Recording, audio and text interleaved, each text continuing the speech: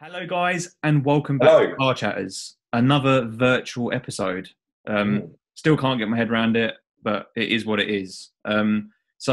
Welcome back. I'd like to say a big thank you to everyone that's been subscribing to the channel recently. If you haven't, please do so now. Subscribe and give us a like. Subscribe. Yes, and of course, make sure you head over to Carb Session as well. Aaron is it's a pleasure to have you as always as my co-host. Um, Thank you so much. Today's guest, another pleasure to have on, a very special one, in fact. As I say, they are all special. I'm not going to give too much away. We're going to bring him in right now so he can introduce himself. So usually on Zoom, there's a bit of a delay, so we'll just have to wait until it comes on. Here we are. The suspense is killing me. There he is. Welcome, Mr. Pete, aka Petrol Ped. Thank you for coming on, Hello. mate. Really do appreciate it. Anytime. Well, let's just say if you could introduce yourself to the people that don't know who you are, it'd be pretty weird for people actually not to know who you are because you're quite popular. I'm not that big. I'm Pete. My YouTube channel is called Petrol Ped. I've been a YouTuber for about 4.5 years now. I create, I guess, a bit like Aaron does, car content, heavily based around minis, hence my T-shirt. And I'm looking forward to all of your questions. Yes, I'm going to jump straight ahead. How have you been dealing with this unprecedented time of, well, I'm not going to say the name of it because, well, I don't get monetized anyway, but yeah, how have you been dealing with the lockdown? Whole, yeah, that's it.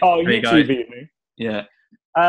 Well, so pre-lockdown, I had a couple of videos do really well, and my growth of my channel pretty much doubled. And in a period of, I don't know, 6 to 8 weeks, my sub growth went through the ceiling, and my view count went through the ceiling. So I was doing brilliantly, and then they locked everything down, which meant I couldn't create any content, obviously. So you've got two choices, haven't you? You either just think, well, how much back catalogue have I got? And unfortunately, I didn't have very much. Yeah.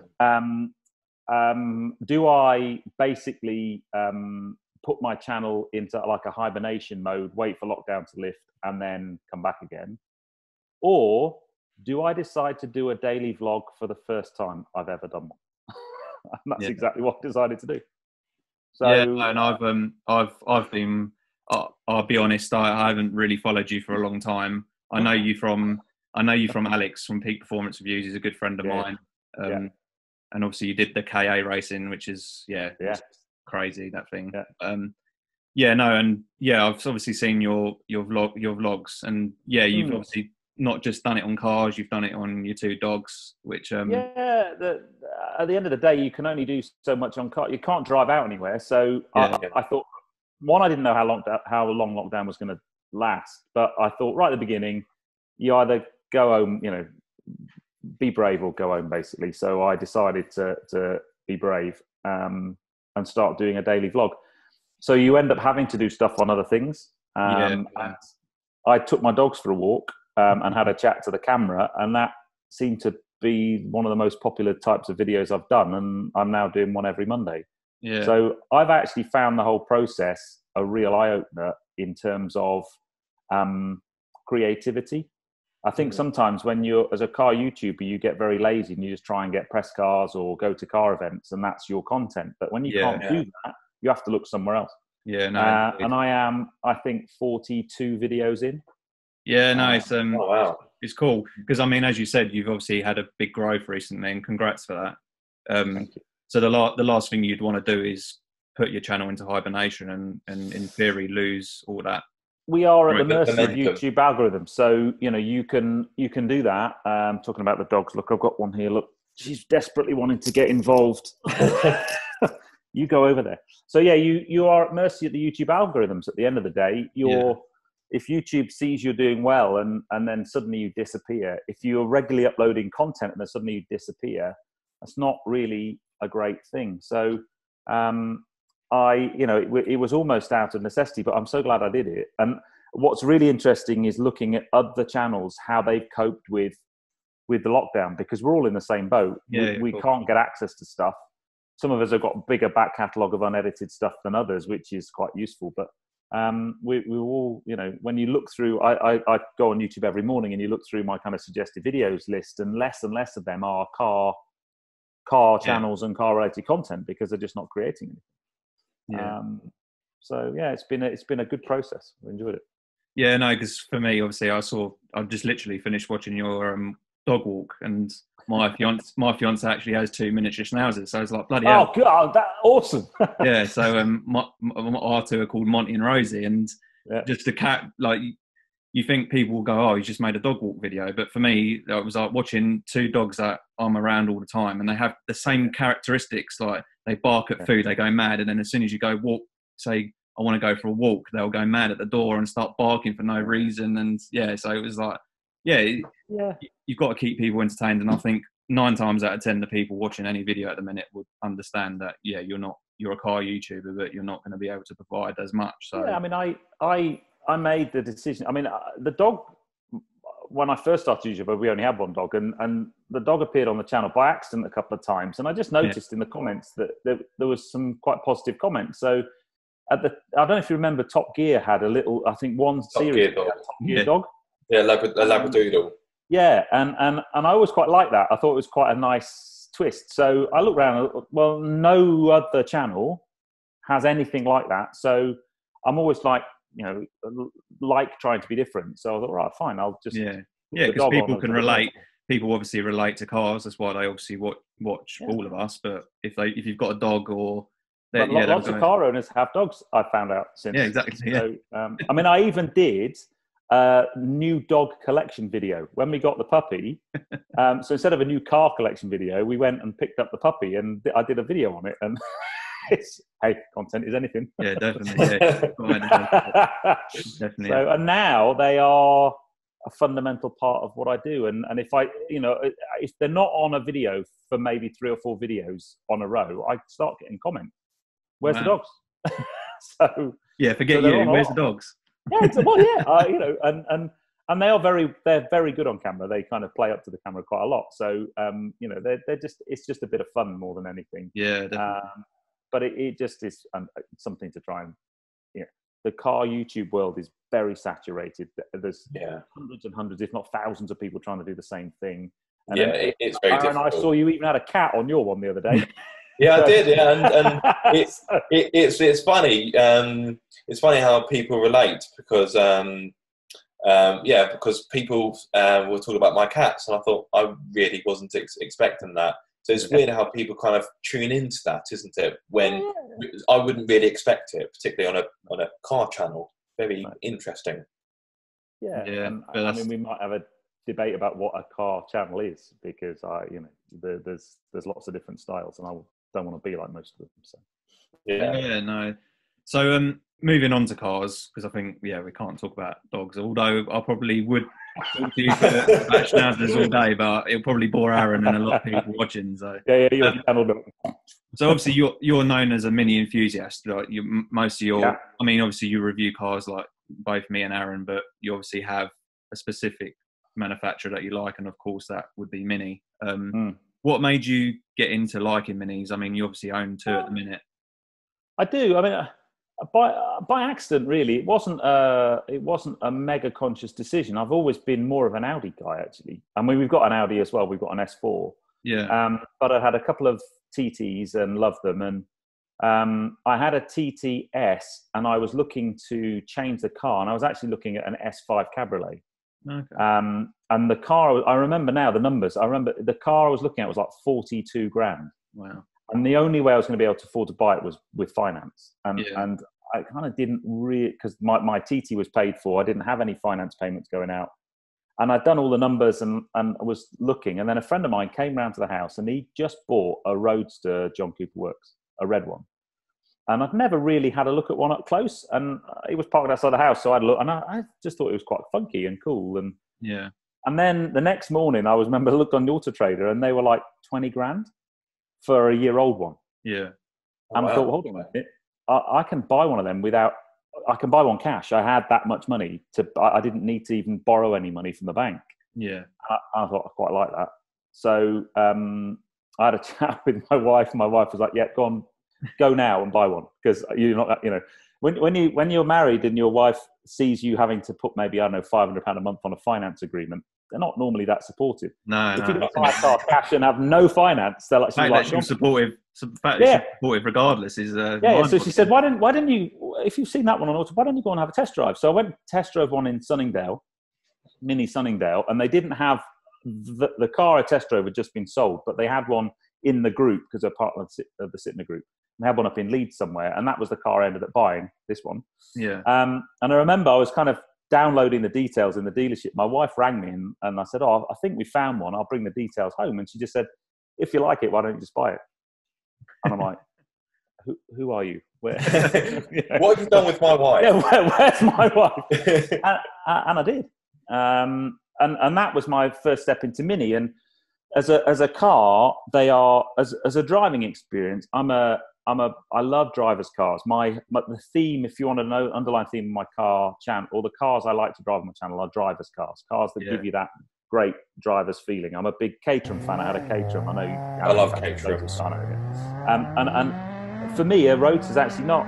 It's like a civilized Caterham. I know it's front-wheel drive and it's not a Caterham, but when you're going down a B road, with the roof off, and it has that same kind of feel. And I love the car a lot. So. And that was the car I had when I started YouTube. Yeah. So my first ever YouTube video was with my Mini. Yeah, I'm a big fan of that generation, definitely, as well. The chassis quality. And I know we could get on to it's not really a Mini. I'm bored of that. When anybody comments on my channel, I'm like, that's like a 20-year-old argument. It's such a cliche comment. It's almost lazy. It's a lazy comment. It's an easy thing. No, it's not a Mini. It is a Mini. Yeah. It's just not a classic Mini. They are very different things. And I was very lucky. I was part of the 60 Mini celebration at the factory last year. And we had a whole gathering of classic Minis and modern Minis. And the owners of those Minis just don't have that issue at all. We appreciate each other's cars. I've driven lots of classic Minis and I love them. I've driven lots of modern Minis and I love them. They're different. They're both Minis. But anyway, we could have a whole podcast just on that. Yeah. So I had the car for a few years while it was under warranty, and then last year I looked at changing the car. I was going to sell the Mini, and I was going to buy an Audi RS3. Okay. And then and that was going to be like nearly 50 grand. It was like 49,000 quid, a lot of money. And that really started freaking me out. And then I decided I'd look at the GP3. Yeah. But the GP3 was going to be a year until delivery. So whilst I put my money down on the GP3, I also thought, well, I've never modified a car ever. So why don't I try and start talking to some partners about how I could modify the car? Huh? It's good fun, isn't it? Yeah, it is. And I'd never done it before at all. Modification for me was maybe putting some Go Faster stripes on or something, or a set of spot lamps. I'd never really done it. So the process of modifying the car, and I was very lucky. I worked with some great brands like Lowen, who were amazing. Yeah. And we transformed my Roadster into a very, very special car, and it's now a really big part of my channel. And then I decided not to go for GP3, and I bought the Clubman, and best decision I've ever made. Yeah, obviously I saw you put down an allocation for a GP3. I had one. I was close to doing it, but the time I did, I was just too late. It was. Yeah. I don't know how many they made. I think it was is it 300? I think it is. It's 3,000 globally, but about I can't remember how many came to the UK now. 570 or something. I can't remember. Yeah, it was too late. But it was one of those things. I put the money down before there was an order process, before anybody really knew what the car was going to be. All Mini had said is we're going to make one. Yeah. I haven't driven it yet, sadly. Had it not been for lockdown, I would have driven it by now, because MIDI would have had their first drive event and I was going to that. So as soon as lockdown's finished, I'm sure I will get the opportunity to drive that car, and it will be an amazing car. Are you not scared you're going to drive it and think, I should have kept my allocation? No, because the Clubman's just one of the best cars I've ever had. Yeah, I owned the Clubman diesel, which is obviously it wasn't an uber fantastic car in terms of power wise, but just the whole chassis and just it was just such a quirky car. I loved it. It was great. We did lots of things in it, like just throwing stuff into it. Yeah, I mean, I didn't like the Clubman to start with, to be honest, but you can put it really simply. It's ridiculously quick, 306 horsepower. Yeah. It's got 4-wheel drive. It's got a great gearbox. So it's as quick as my S4, and that's saying something because the S4 is a quick car. Yeah, it's got 4 seats, a boot. You can put a bike on the roof. I think it looks great. Yeah. Well, I'm probably because I've got one now and it's mine, and I've again modded it a little bit. I think it's beautiful to look at. It's probably a better looking car than the GP in many respects. Yeah. And I think the GP's quite a niche car. I would be worried to put miles on it. I would be worried to modify it. But I know it's going to drive great. I've spoken to enough people who were involved in the testing program and have driven it on circuit and so on. I've spoken to lots of people, so I know it's going to drive great. I know I won't regret it. Did you ever experience the GP2? Well, both. Yeah, I've driven GP2 and GP1. So I actually prefer GP1. GP1 because it's a supercharged car. It just sounds insane. Yeah, that's interesting to say because because obviously the GP3 dream died quite quickly for me. I've always liked to have a GP2 just because I was around a load when I used to do European rallies, and they were awesome little things. I loved them just because they had nothing in them. Obviously, the back seats, they didn't have any back seats, so it was a very raw car. I think because my Roadster, although it's obviously not the hatch format, it is going to be a very similar handling car, especially now it's been modified. But I think the thing I love about GP1 is just the supercharger. The noise is just, especially if you kind of start tweaking pulleys and things on it, just sounds ridiculously cool. Yeah. I know the engines blow up a lot and they're not as mechanically sound that's kind of why the R56, but then GP2s are going for silly money now, and if you get a clean one, they're good money. They're a good investment. Yeah. The other thing about GP3 that I think Mini messed up a little bit is GP1 and GP2 were both limited to 2,000 units. GP3 was 3,000 units. And I'm still not quite sure why they decided to make an extra 1,000 of them. They should have stuck to 2,000 units, and that would have made them just that little bit more exclusive. And the thing that finally makes me not regret it at all is what's going on now, COVID-19 and lockdown and all that kind of stuff. Yeah. Because the thought of buying what would have been, I think by the time you do it was like 37,500 quid on the road. It's a lot of money. With no back tapes. And it ain't going to be worth that now. I know I saw a couple, the week after people started getting deliveries, I saw one up for about 39. Yeah. So people trying to sell them over list, but I don't think that's going to wash. That's like for me, I put an allocation down on a Fiesta ST Performance like back September, and I obviously gave that up as well because I bought a house with my fiance. It's obviously a lot more important. Obviously, I wouldn't say not as fun, but it's obviously I had a lot of fun in the car. So the deep joy of being a 47-year-old YouTuber is a mortgage and a house and stuff. You have to really think about cars. I don't live with mum and dad, and I'm not funded by the bank of mum and dad, so you have to pay for stuff yourself. Yeah, my Clubman list was 40 grand, and I got it for just under 31, and it was 5 months old. Yeah. Oh wow, good saving. That's crazy. And I had 3,000 miles on the clock, 3,500 miles on the clock. That's not someone else has had that hit, not me. Yeah. Because do you think, obviously, Mini being owned by BMW, do you think depreciation nowadays on Minis especially are quite bad? Obviously, it being part of BMW. I don't know. I mean, look, if we're honest, I think depreciation on any car, but about 1% of special cars, is bad. Yeah. If you buy a brand new car, and that was the GP3 would have been my first brand new car, and I only even considered it because it was a limited edition car or a special car. I honestly don't understand why people buy brand new cars. Yeah, the thrill of speccing a car and having it as you want it to is nice, but it ain't worth the hit that you have in the first 6 months. Yeah, as soon as you drive the forecourt, that's it. I mean, my car, my Clubman is exactly the spec I would have chosen, bar maybe one thing. I'd have liked adaptive cruise, but it's not a very popular option. Everything else is exactly how I chose. And I just waited and found one. And it saved me £9,000. Wow. Yeah. Exactly. That's exactly when I owned my Mark III Focus RS. It was like my first brand new car. I spent a fortune on it, although I did get it when it first came out. So I got it for 28 instead of 34 when it went up to at the end. But when I sold it, I lost like £8,000 in it, and it was just it was crazy. And I said to myself, it only happens once. yeah. I said to myself, I just can't. I can't physically do that anymore. It's just crazy. Honestly, I think I think that's one of my challenges with YouTube. Actually, is a lot of the channels, and I'm not going to name any names, but the guys that buy big cars and sell them very quickly. For me, that creates a really bad example for youngsters thinking about buying cars. Yeah.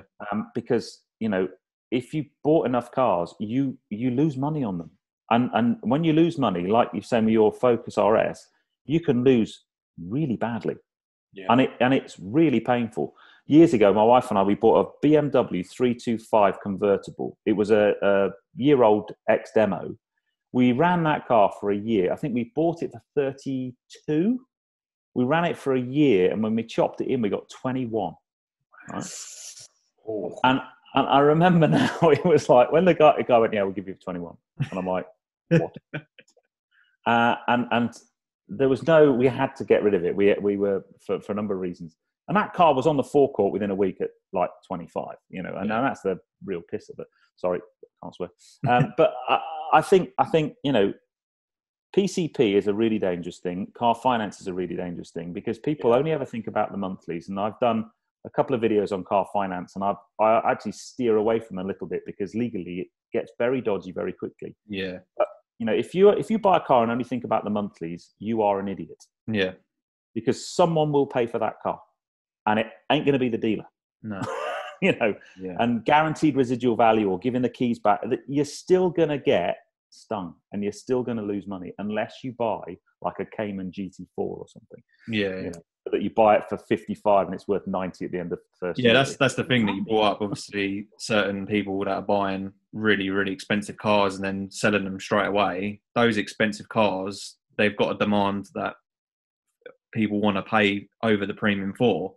Whereas people watching that will go and buy maybe a Focus RS, for example, they'll think, oh, I can do the same thing. I'm going to buy that and then sell it on and make money on it. But in reality, you're going to get that isn't the case. So the analogy I always use. So I'm not a betting guy, but if you go to like the horse races, right? So I don't know anything about horse racing at all, but you go to the horse race. I go to Goodwood horse races, right? And I always I've got like a 2-pocket rule. I'll go there with maybe 50 quid in one pocket, and I'll put my bets on, and the betting money comes out the right hand pocket, and if I win any money, it goes in the left hand pocket. Yeah. Because I know nothing about horses. I just bet on whether the silk's a nice colour or the names are good. The horse is good name, right? That's like me buying a car. Yeah. That's like most people when they buy a car, they really don't know. If you speak to the guys that make money out of cars, out of buying cars, they're the equivalent of the guys that study the form of the horses. Yeah. They've been sat there and they know everything about the horse, where it's ran, where it does well. They won't bet on it today because it rained last night and it's a little bit soft ground, The guys that make the money on the car, they just know. And it's not, they do a lot of work and a lot of research on understanding what car's going to do well. So actually, it's not really, normally it's a fairly well-educated investment. But to get that knowledge is super hard. And for every 3 cars they do well on, they probably lose an absolute ton on about 1 or 2. Yeah, because a good example I experienced is I had a follower who just passed in their driving test, and they go, "Oh, I had a Ford Fiesta ST line from Ford," and he messaged me going, "Oh, I want to buy one of these. I'm going to get on finance." And I was like, it just all come into like my mind where when I first passed my driving test, I had a Peugeot 106. I didn't go and buy a brand spanking new 20 grand Fiesta, and it was like, you're bound to. I shouldn't really have been educating him because he should really know it. He should really know it himself. But I was like, you're going to have prangs in it, and it's like, can you afford it? Why don't you look for a car that's maybe £1,000 and build yourself up in your car history instead of going for a really expensive car and then potentially not being able to afford it, and then you're going to end up having to go to a really cheap car anyway. So yeah, exactly. Cut out the middleman. Yeah, so it's quite buy funny. a shed, buy a shed for 600 quid, run it for a year, have your prangs, sell it for 500 quid. Yeah. Have some no claims, then go and buy a nicer car. Yeah, exactly right. And actually, 9 times out of 10, the first car you ever own is like you love it. For me, my car got written off by someone. So if I didn't have that, I would still have had it for a long time because it gave you freedom. So you enjoy it a lot more and value it a lot more. Yeah, absolutely. Yeah. Aaron, you've got some questions. Yeah, so this is a question that I wanted to ask you. I find it quite intriguing. I think it follows on quite nicely after speaking about car dealers. Is that when you started your channel, you got quite a lot of your cars from car dealers. And I don't know about you, Chris, but when I tried to do it starting out, I hit a brick wall everywhere. So how did you manage to negotiate getting cars from dealers? Because as a YouTuber, it's very difficult to build that relationship. Don't say it's your good charms. Super difficult. Yeah. Well, so you're right. I think the first videos I made were my cars, and I was lucky I had 2. And then I had some friends that had just bought new cars, so I did films with them. So I built up a bit of a catalogue of reviews. So at least then I could go to a dealer and say, there's an example of some of the work I've done. Then the first car from a dealer I reviewed was a Jaguar XES, the V6 XE. It's not been out long. And I saw an advert on Facebook to book a test drive. Yeah. And I replied to it, and I ended up getting put in touch with my local Jaguar dealer in Chichester and booked a test drive. And then when they emailed me to confirm the date of the test drive, because it was a 24-hour test drive, at that point I said, would you be okay if while I've got the car, I do a video? Now, I was lucky because I had the S4. I said, look, I have got an S4. I've got the monetary power to be able to buy this car. Yeah. Can I do a video? And they were okay with that and let me still have the car for 24 hours. And I did a review and it did really well. Yeah. I mean, back then really well was, a few thousand views, but it did okay. And the thing that really helped was people went into the showroom having seen my video and mentioned my video. Yeah. And that meant that I could then go back to that dealership and say, look, I did the XE, and then the next car they gave me was an F-Type. And then that dealer was... cars, isn't it? Yeah, and then that dealership had lots of other brands underneath its banner. So, you just start building relationships. And the simple thing is, if you are a car dealer, you get approached by wannabe YouTubers all the time. And because I know lots of them now, and I've got very good relationships I work with certain dealers and certain brands, and they get approached all the time. Yeah. And ultimately, they're gonna give you a car if there's gonna be something in it for them, and if they think you're credible. And the most important thing you talk about, joked about charm, but if you get a video and it's a good quality video and it has good opinion and you have a story to tell and you'll have a quality product, you're more likely to get something back. Yeah. And my challenge with lots of car YouTubers is they see the kind of bigger channels and they think, I'd love to have a go at that, without having any concept of how hard it is to create a good video. Yeah. Yeah. And if you create rubbish content, no one's going to give you a car. No, of course not. Yeah. Yeah. For me, I've never really had any joy with getting cars from dealerships.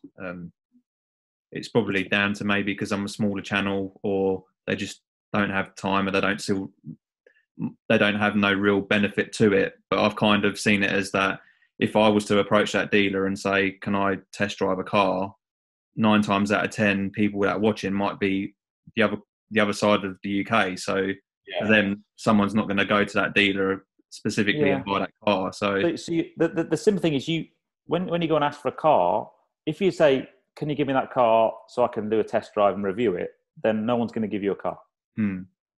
If you say, look, this is me, this is my audience, this is my audience demographic, and I'd really like to create some content with that car that would expose that car to that audience. I don't need the car for long. So to start with, I'd go and say, look, can I have the car for an hour? Yeah. Not a day, not a week, an hour. And I mean, it's bloody difficult creating content in an hour, believe me. But it's a very good skill, because if you then go to something like an SMMT test day, you've probably got 25 minutes with the car. So actually learning how to do a review very quickly. My most viewed video on my channel, I had the car for less than half an hour. Wow. It was a Range Rover Velar. I viewed it. It was a dealership. The local dealership runs track days at Goodwood. So I used to go along to those, and basically they'd have cars going out on a road route that's only like 15 miles. Yeah. And they'd let me film while I was doing a road route. And I literally did the Range Rover Velar. And it was the day before the press embargo lifted. I didn't know that at the time. And I went back, put my film up the next day, and it just went nuts. I did 100,000 views in a week. Wow. And I was I must have only had, I was under 5,000 subscribers then, way under. It went nuts. So it's all about timing. But you've got to go with a story. Otherwise they're just going to tell you to jog on. And even now, you know, I went to my VW garage in Chichester because I wanted to drive a Golf GTI. Yeah. Or a Golf R, because I was doing a hot hatch series. This is a couple of years ago. And I really wanted to put the Golf GTI or Golf R in there. And the VW garage went, oh no, there's no point. We had a YouTuber crash a car once and it doesn't do anything for us. And they're right next to the Aston Martin and Jaguar garage, who I have an amazing relationship with and who I've sold cars for, basically. And I said, look, you need to go into that garage next door, speak to this guy who's the sales manager and ask him what impact they've seen from giving me a car for a day. And then let me have a car. Did it work? Some brands, no, because some brands get it, some brands don't. I don't, you know, VW very difficult, Mercedes very difficult, even both dealerships and at a press team level.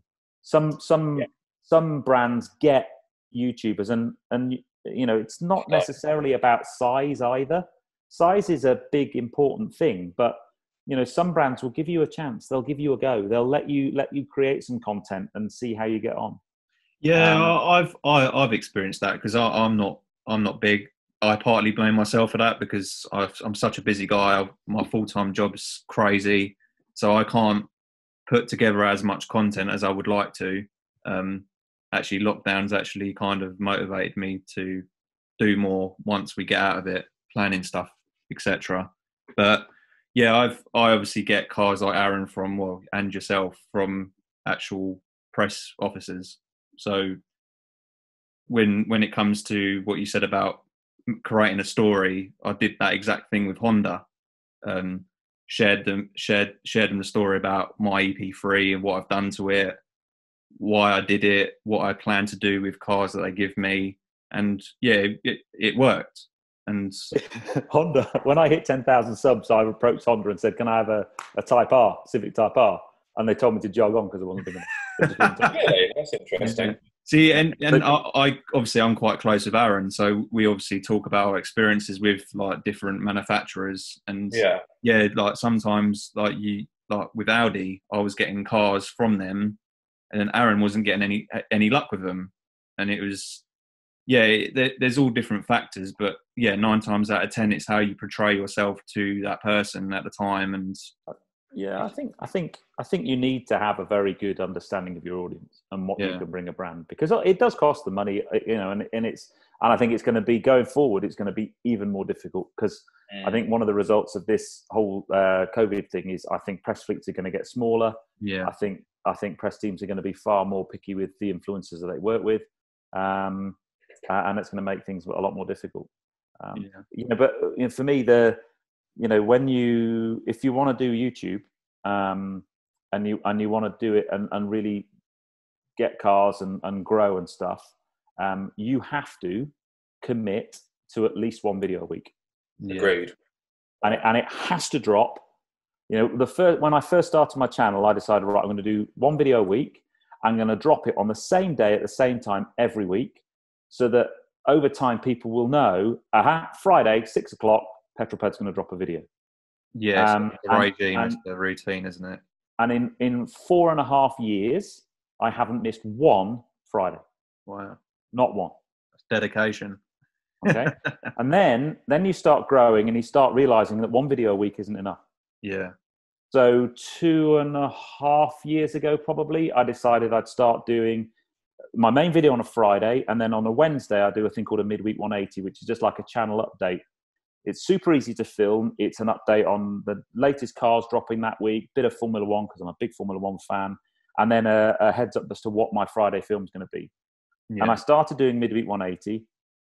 It's called 180 because it's 180 seconds, or the core bit of it's 3 minutes long. And I haven't missed one of them in 2.5 years. Wow. Not one. So you know, we're all busy. But, you know, my tip to any aspiring YouTuber watching this is, if you think you can make a video every couple of months and get press cars, you're dreaming. It's just not going to happen. You know, you have to create content regularly. And then the final bit to that is, it can't be just any old rubbish either. It's got to be high quality content every time. And it takes time. And you talk to any of the successful bigger channels and they'll do that, you know. Yeah, I started in 2016, so it must have been a similar kind of time to the time you did, Pete. Yeah. And 2016, I'd make a video, I'd say every 1 or 2 months, very irregular. Then at the start of 2017, I sat down with myself, so to speak. I said, look, I need to be making at least one video a week if I've got any hope of growing. I did that, and I definitely noticed a large benefit from doing that. So I completely agree with you on that point. Next question. Whilst you've been doing YouTube, you've made a lot of videos. You've been a very, very busy boy. From your time doing those videos, what would you say are the biggest things you've learned?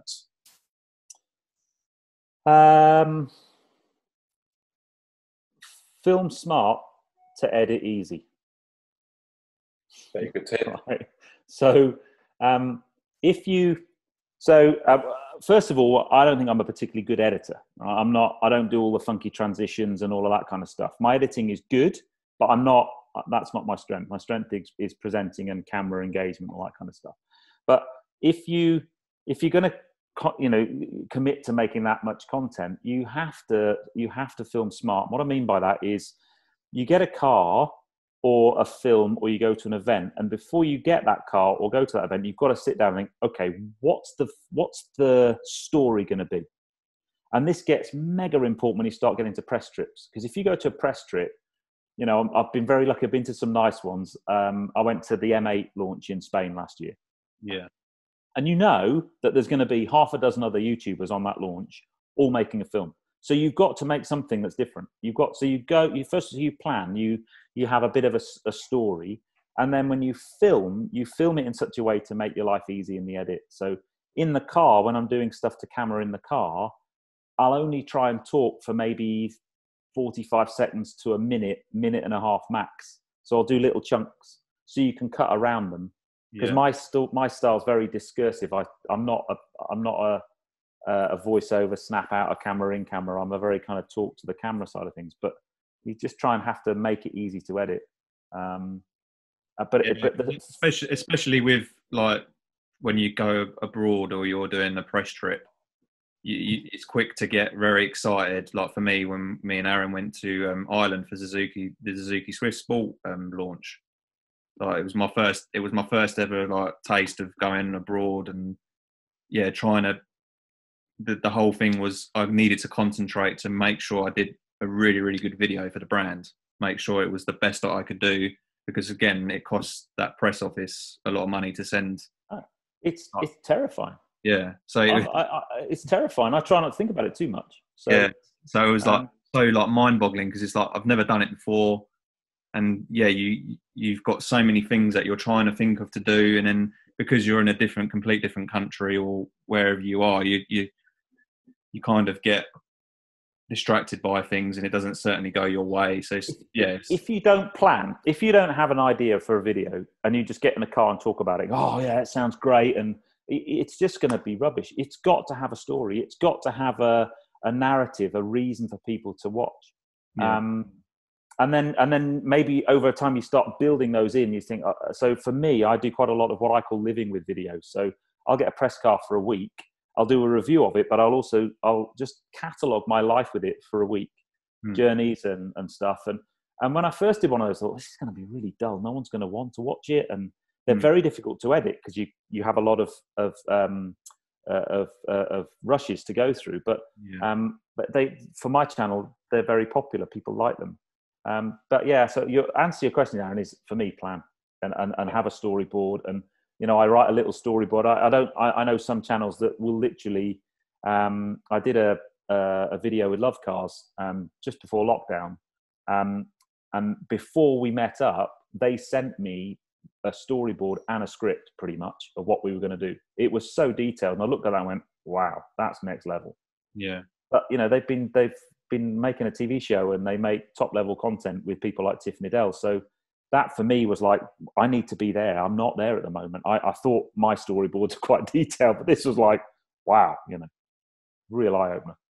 And with Love Cars, when you were there filming that day, did you, even though there was a script, did you kind of go off it a bit and be yourself? Yeah, it wasn't a script as in auto cue script. It was this is what you're going to say at this point, and then you could go off piste a bit. But and to be fair, being around someone like Tiff, it's he'll bring your actual true self out anyway. So what I mean, I did a living or behind the scenes video. What was amazing about Tiff is the research he does. Yeah. Before he gets anywhere near the car, he wants to know everything, like all the details. And that was, again, I learned quite a lot from that, because I often just go by feel. I might have a quick look at, you know, a few websites and a few reviews before I get a car, but sometimes I don't want that to kind of soil my view of the car. I want my review to be about what I think of the car, not somebody else. So, but I will, you know, you research the basic stuff, you know, engine capacity and power and all that kind of stuff. Every now and again you get it wrong, obviously. Yeah. So my favorite getting it wrong, I shouldn't admit to this. So I did an SLK 55 AMG Mercedes from a local secondhand dealer. And I'd done some research, and unfortunately in my haste, I researched the wrong car. Oh, no. And mentioned in the video that it was a turbocharged V8, and it wasn't. It was a naturally aspirated V8. Well, at least it was a V8. I got some grief for that. So yeah, do your research properly. What was your experience like with Tiff? Because you've obviously met a few people, but Tiff is obviously one that's been highlighted. Oh, he's a lovely guy. He's got a very dry sense of humour, and you know, he can come across as a bit of a grumbly old man sometimes, but he's not. He's a consummate professional. I'd love to do something on a, you know, the other thing, we were doing a video on electric cars, and Tiff's not the biggest fan of electric cars, so he's, you know, the only one. he's not going to kind of get on that one too much either. So, yeah, because I had the privilege of meeting him. I've met him a few times actually, but the one that sticks out more is when he was at Thruxton and he was doing like experiences around the circuit in a BMW. And usually, any time I've done an experience with not just an arch driver or someone, that it's obviously their character is not very. They haven't got any character at all. So I was kind of like, oh, okay, I kind of knew what Tiff was like, but I thought, well, he does that on TV. You don't know what he's going to be like in person. So he was just his general self, running around, taking the mick out of everyone. And then we're getting in the car, and he's like presenting the car to me, but he's going full on sideways at like 1 mile an hour, and he's just having a laugh, and I'm like, this is crazy, and it's actually on my channel. It's not the best quality. He's an amazing driver. Yeah, amazing. I mean, you know, you've probably done the same as me. You've been taken around the track by professional drivers lots of times, and you know, every now and again you get in a car with one, and you think, wow, okay, yeah, I thought I could drive, but yeah. Speaking of famous people, whilst you've been doing Petrol Ped, you've had the great opportunity to meet quite a lot of famous people. This question may put you on the spot a little bit, but who's your favourite famous person that you've been able to meet or do work with? Oh, wow. So when I did a festival speed 2 years ago, 2018. I got to drive up the hill in a classic Alfa Romeo in a 1900 SS. Beautiful. That car was, well, technically priceless, but if you wanted to buy it, you'd be starting at £5 million and going upwards. It was a lot of money. So I I'd met with the Alpha Press team in the morning. It was a very kind of, they'd had someone turn up with the wrong license, and they rang me and said, get to the assembly area within the next half an hour and drive our car up the hill. And it was like, oh my God, right, okay. So we're in the assembly area, and in the same batch as me, in the car behind me was Nick Mason in his 250 GTO, which is worth like 50 million quid. And in the car in front of me was Martin Brundle in another beautiful car. And they were having a chat, and I thought, well, I'm going to go up and have a chat with them. And I got it on camera because I had a friend of mine filming. But it was fascinating, because normally if you're a YouTuber and you go and stick a camera in someone's face like Martin Brundle or one of these top guys, they'll be polite, but normally they've got better things to be doing. But because I was a driver and I had a driver's wristband, and I said, look, can you give me some advice? I'm just about to drive up the hill for the first time in a batch. And they were both like super lovely. Martin Brundle's advice was basically bring it back looking like that. So they were really nice, super lovely people. But I have met some. I'm very lucky. I get to go to the drivers' balls at Goodwood. One, because of Petrol PED, but two, because of my wife works there, and I've met some real heroes at those events. From oh my goodness, Derek Bell, Valentino Rossi, Kevin Schwantz, Martin Brundle. I've mentioned him already. Jensen Button. And you meet these people, and they're all really lovely. Yeah. But the guy who I'll always remember, I got to sit next to him at a Revival dinner. I sat next to Adrian Newey at a Revival dinner. Not wicked. And I got to talk to Adrian Newey all night, and he was so humble and so normal. He was lovely, really lovely, and he was quite cool.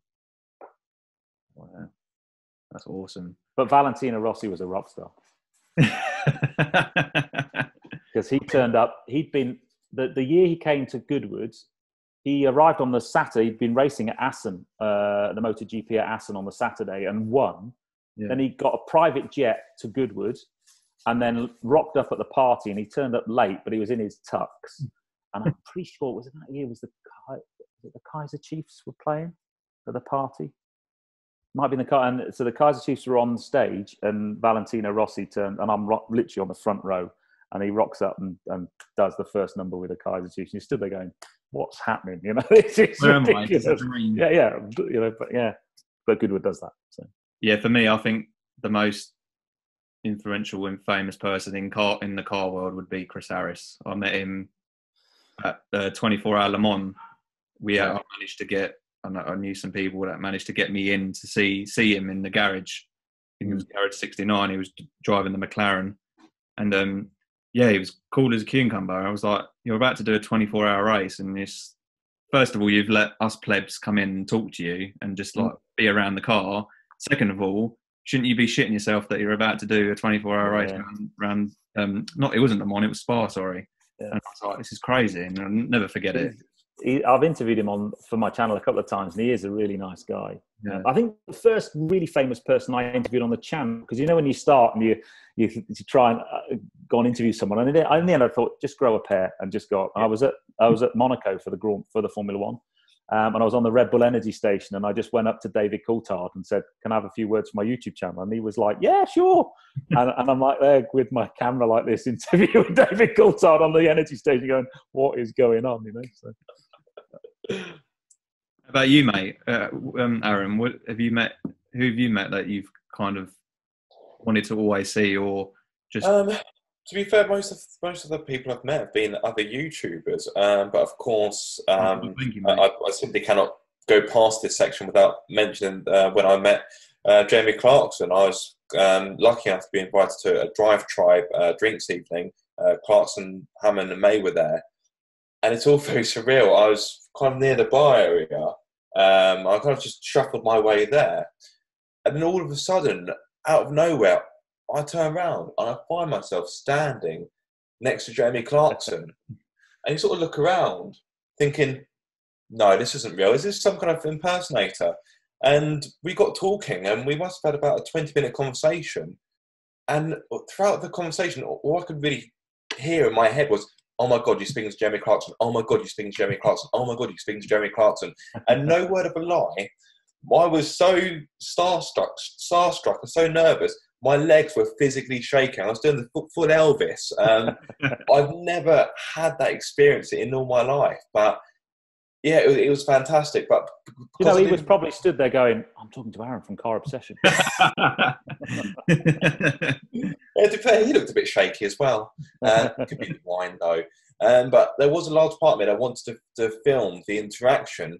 But I thought a large part of me thought, no, A, just enjoy the moment, because it's very likely never to happen again. And B, I didn't want to intrude on his privacy. I didn't want to. I wanted to be respectful. So I had a selfie with him, of course, but I didn't film anything. I filmed bits for the evening, but not that particular bit, because I just wanted that to be mine, I suppose. I think being cool when you meet someone famous I think it's really important, and it's very difficult. And I probably came across a little bit too much of a fanboy, but I spent my teens watching him on the TV. So for me, he was like one of my biggest heroes. So hopefully I didn't come across too fanboyish. Yeah, for me, meeting someone that's famous or influential I do not go like a fanboy, run into him. Oh, I want a selfie. Oh, you just. It's a nerve-wracking experience as it is, so you just want to try and be yourself as much as possible, and then 9 times out of 10, usually they're like actually really nice. So and then your personality that you don't have to fake is just blended with them. I'll tell you a story. The first time I ever went to Festival of Speed Drivers Ball, I had 2 out-of-body experiences. So I was after the meal. There's like a big fireworks display. And I'm stood watching the fireworks display, and the guy stood next to me was Jamie Redknapp, right? So I start having a chat with Jamie Redknapp, and I'm a big Liverpool fan, so I'm chatting away. Yeah. And he's such a lovely guy, and I we were just bless you.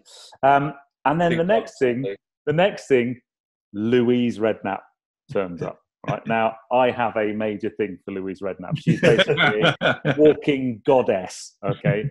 And I'm like, oh my God, it's Louise. So I'm trying to be really cool, and we had a conversation for about 5 or 10 minutes, and at the end we're going back inside, and James said, "Oh, it's been great talking to you." "Oh, sorry, I should have introduced. Have you met my wife Louise?" And I'm like, "Oh no, who Louise?" You're like, oh. And he went, "My name's Jamie, by the way. Great to meet you." Walked inside, and I'm like, "What's just gone on?" So Louise did, and then I met Sandra Bullock, and that really finished me off. So anyway. Anyway, moving back to cars, Aaron. You had something else to ask as well, because I mean, Aaron actually put together questions. I just said to Aaron, "You know what? See, he planned." To be fair, a few of the questions I had have kind of been answered quite organically anyway. I'm going to ask you a near impossible question, and I know if someone asked me the question, it would be near impossible. What has been your favourite experience?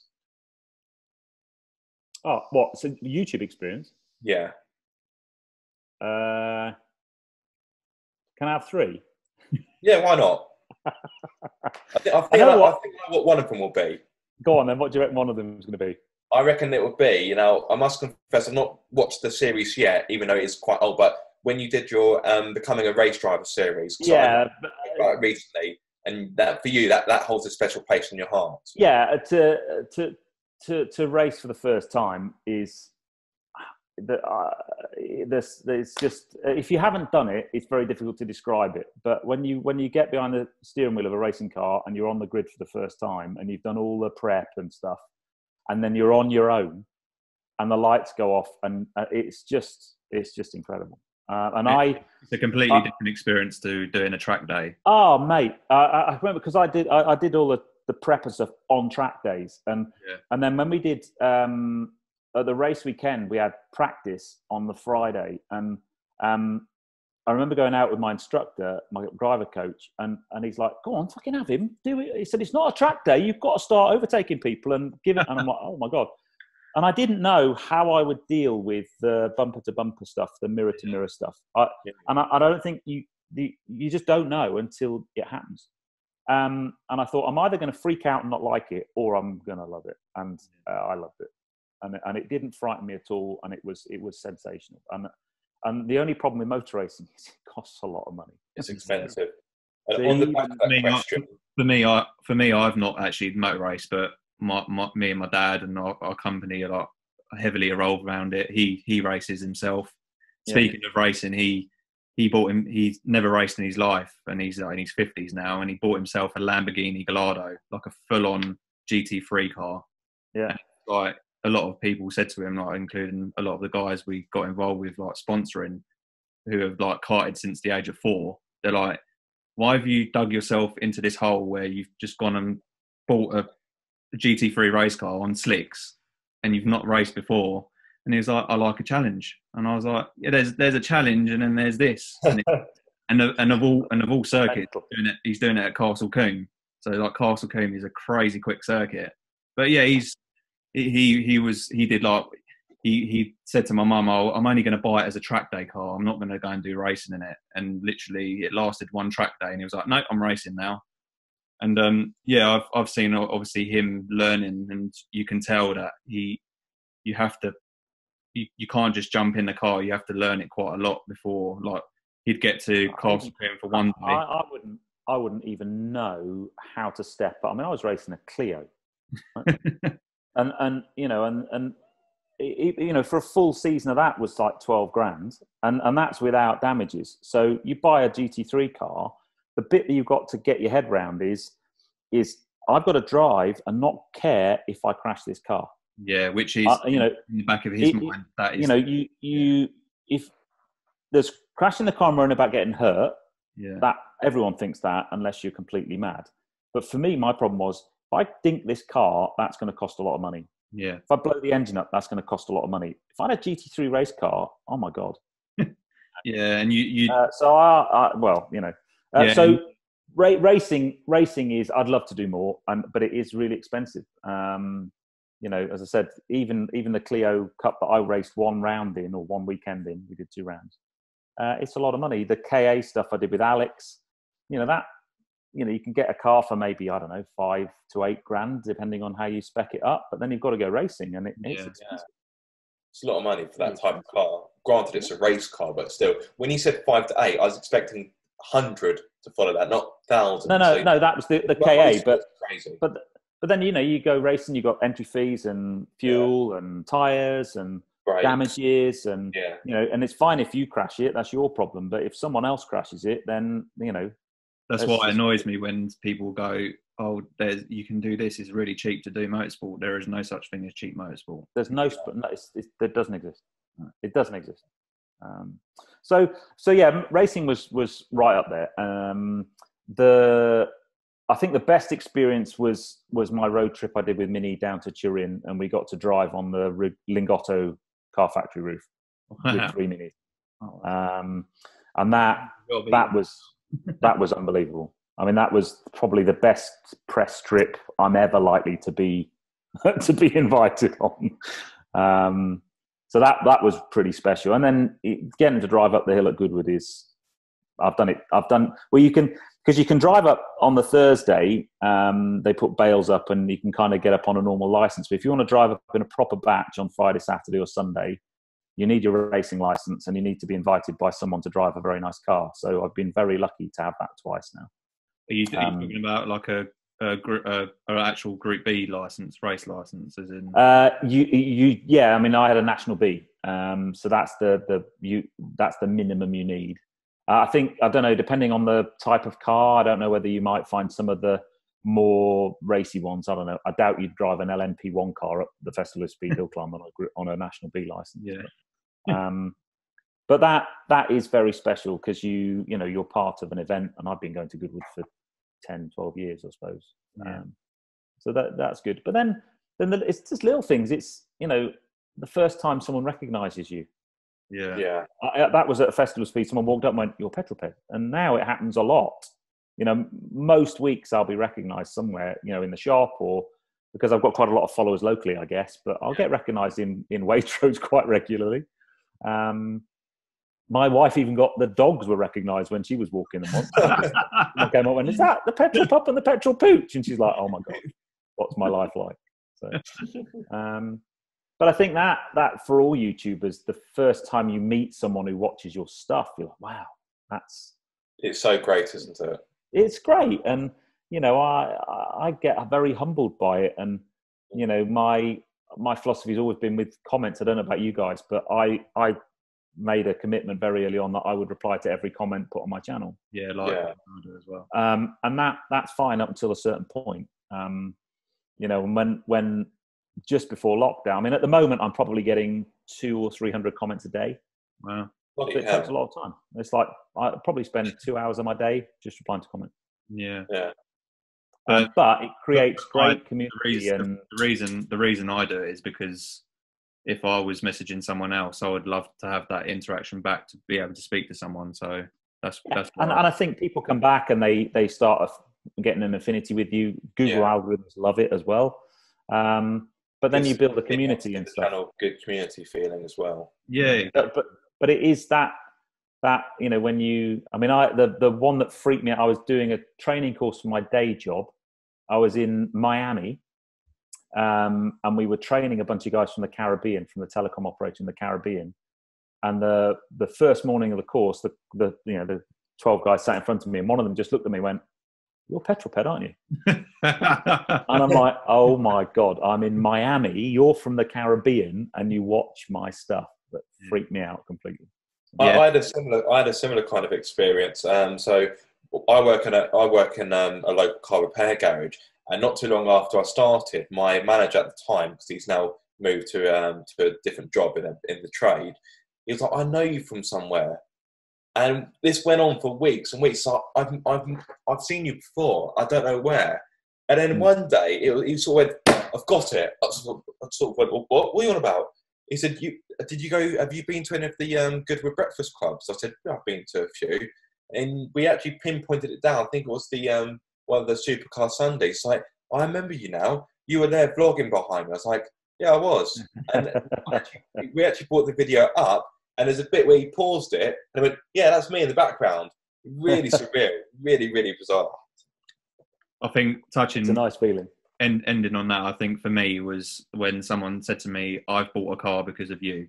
I love those comments. And you're like, "What? That's madness!" Like, how can someone like me influence you to buying a car that you've spent a lot of money on? It's crazy. It's absolutely mad. I was on a flight to America, and a couple sat next to me. We'd taken off. We'd just got the drinks come round, and he said, "Look, I'm really sorry to do this. It must happen to you all the time, but you're PetrolPed, aren't you?" And I was like, "I am." And he went, "I bought an Audi RS4 because of you."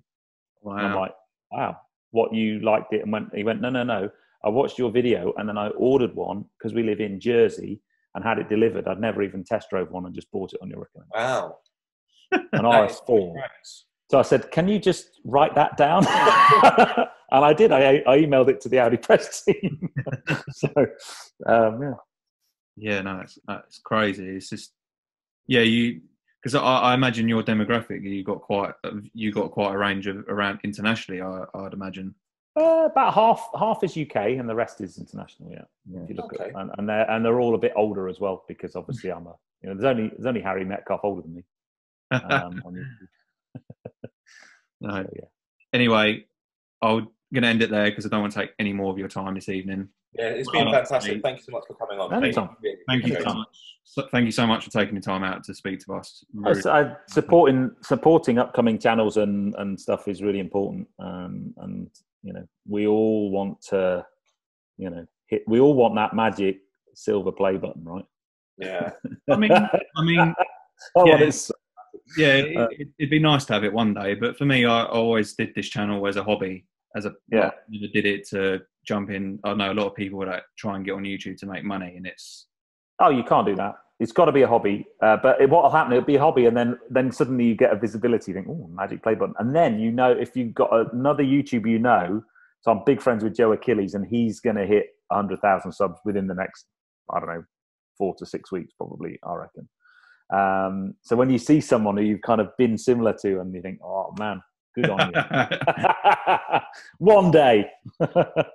No, you'll get there, mate. Keep plugging away. You've done really well in the last doing really well. I have no doubt you'll get there. Yeah, hope so. Wait for my TV show to come out, and then we'll be all right. Yeah. Anyway, guys, I'd like to say a big thanks to Mr. PetrolPed once again. I'll leave his details in the description below. again, if you haven't subscribed, please do to all of us. It'd be great help, especially during these times. Yeah, thanks, Pete, for coming on again. Stay safe, and yeah, we'll hopefully all catch up when lockdown's over. It'd be great to meet you in person. Yeah, definitely. I agree. And yeah, other than that, thanks for the invite, guys. Keep safe, and I'll see you guys soon. Take care. Yeah, guys.